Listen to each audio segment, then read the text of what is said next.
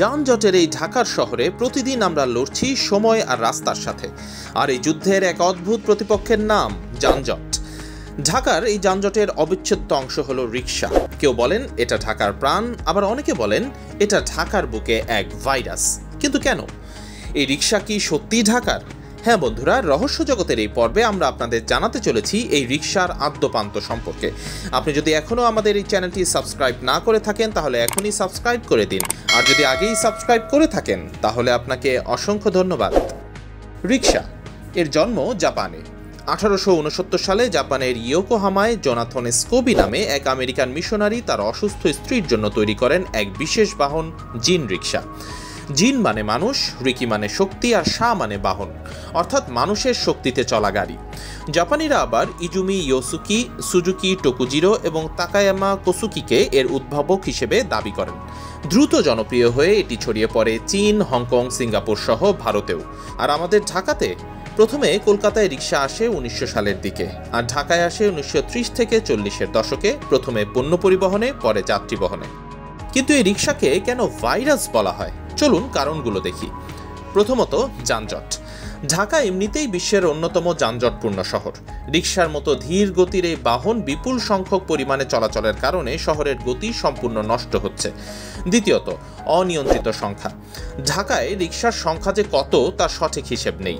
লাইসেন্সবিহীন রিক্সার দৌরাত্ম্য, যেখানে সেখানে পার্কিং এবং সব মিলিয়ে এক বিশৃঙ্খল পরিস্থিতি। তৃতীয়ত, সড়ক নিরাপত্তা। রিক্সার ধীরগতি এবং ট্রাফিক নিয়ম না মানার প্রবণতা প্রায়ই দুর্ঘটনার কারণ হয়। ভাঙাচোরা রিক্সাগুলোও ঝুঁকিপূর্ণ। চতুর্থত, পরোক্ষ পরিবেশ দূষণ। রিক্সা নিজে দূষণ না করলেও এর কারণে সৃষ্ট যানজট অন্যান্য গাড়ির জ্বালানি অপচয় বাড়ায়, যা বায়ু দূষণের কারণ। আর ব্যাটারি চালিত রিক্সার কথা তো আর বলার কিছু নেই। এগুলোর চালকদের না আছে ট্রাফিক আইন সম্পর্কে ধারণা, না আছে নিজেদের ব্রেকিং সীমা সম্পর্কে ধারণা। এই ব্যাটারি চালিত রিক্সার জন্য দেশে প্রতিদিন অসংখ্য দুর্ঘটনা ঘটছে, প্রাণহানিও ঘটছে। এই রিক্সা যেন ঢাকা শহরের স্বাভাবিক গতিকে প্রায় ধ্বংস করে দিচ্ছে, তাই অনেকে একে ভাইরাস বলেন। কিন্তু এত নেতিবাচকতার পরও রিক্সা কেন এখনো টিকে আছে? প্রথমত, কর্মসংস্থান। লাখ লাখ মানুষের জীবিকা চলে এই রিক্সা থেকে। এটা শুধু একটা বাহন নয়, অসংখ্য পরিবারের ভরসা। আর দ্বিতীয়ত, পরিবেশ বান্ধব। এটি পরিবেশ বান্ধব কারণ এর জন্য তেল বা গ্যাস লাগে না। দূষণের এই যুগে এটা একটা বড় প্লাস পয়েন্ট। তৃতীয়ত, স্বল্প দূরত্বের সুবিধা। সরু গলি বা ছোট দূরত্বে দ্রুত পৌঁছাতে রিক্সার যেন বিকল্প নেই। চতুর্থত, ঐতিহ্যের অংশ। রিক্সা এখন ঢাকার সংস্কৃতির এক অবিচ্ছেদ্য অংশ, যা আমাদের দৈনন্দিন জীবনের সাথে মিশে গেছে। তাহলে সমাধান কি? রিক্সা পুরোপুরি তুলে দিলে কি সব ঠিক হয়ে যাবে? হয়তো না।